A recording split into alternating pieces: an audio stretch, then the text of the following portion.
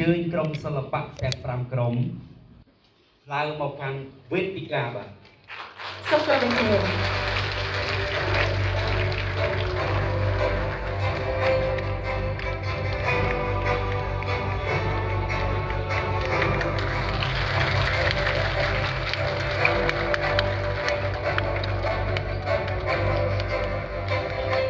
សូមបង្ហាញជូនក្រុមសិល្បៈល្ខោនបាសាក់កែវសុភ័ណ្ឌក្រុងកំពង់ចាមដែលអញ្ជើញមកពីខេត្តកំពង់ចាម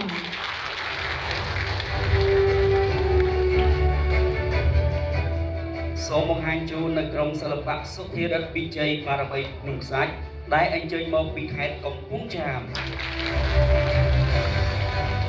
ជាបន្តក្រុមសិល្បៈល្ខោនបាសាក់យាយព្រឹមព្រៃស្រីនៅដែលអញ្ជើញមកពីខេត្តត្បូងឃ្មុំជាបន្តក្រុមល្ខោនបាសាក់រស្មីអប្សរាដែលអញ្ជើញមកពីខេត្តត្បូងឃ្មុំដែលជាចុងក្រោយក្រុមសិល្បៈល្ខោនបាសាក់រស្មីអង្គរដែលអញ្ជើញមកពីខេត្តបន្ទាយមានជ័យ